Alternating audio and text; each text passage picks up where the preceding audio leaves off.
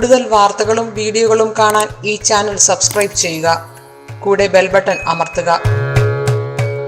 നമസ്കാരം. ഈ വരുന്ന ചിങ്ങം 25 സെപ്റ്റംബർ 10 വ്യാഴം പൂർണ്ണമായിട്ടും സ്തംഭനാവസ്ഥയിലാകുന്നു. വ്യാഴം പൂർണ്ണമായിട്ടും സ്തംഭനാവസ്ഥയിലാകുന്നത് കൊണ്ട് സെപ്റ്റംബർ 16 വരെ 10 മുതൽ 16 വരെ 6 ദിവസത്തേക്ക് ജനങ്ങൾക്ക് പൊതുവെ നമ്മുടെ ജനങ്ങൾക്ക് നന്നല്ല.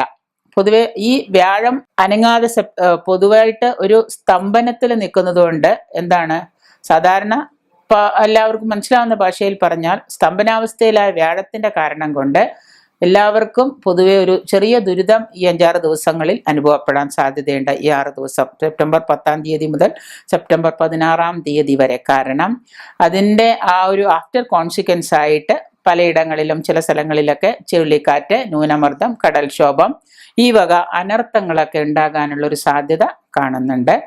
ഈ പ്രത്യേകിച്ച് മൂലം, പൂരാടം, ഉത്രാടം, പൂരോരുട്ടാതി, ഉത്രട്ടാതി, രേവതി നക്ഷത്രക്കാര് വളരെ ആ ഒരു 3-4 ദിവസം വളരെ സൂക്ഷിക്കുന്നത് നന്നായിരിക്കും.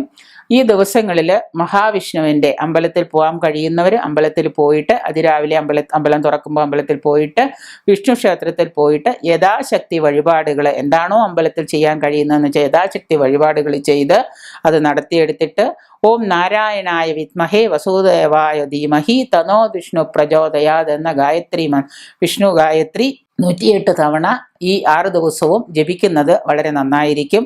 കാരണം ചില സമയത്ത് ഈ 6 ദിവസം ഈ നാളുകാർക്ക് കുറച്ച് ദുരിതം ഉണ്ടാകുന്നൊരു സമയമാണ് ഈ സെപ്റ്റംബർ 10 തൊട്ട് 16 വരെയുള്ള സമയം. കാരണം അവർക്ക് വ്യാഴ അനുകൂലത്തിലാവുന്നതോടുകൂടി ഈ വരുന്നൊരു വ്യത്യാസം അവർക്ക് ബാധിക്കാൻ സാധ്യതയുണ്ട്. അപ്പം അതുകൊണ്ട് ഈ യഥാശക്തി മഹാവിഷ്ണു ക്ഷേത്രത്തിൽ യഥാശക്തി വഴിപാടുകൾ നടത്തി ഈ വിഷ്ണു ഗായത്രി 108 ജപിക്കുന്നത് വളരെ നന്നായിരിക്കും.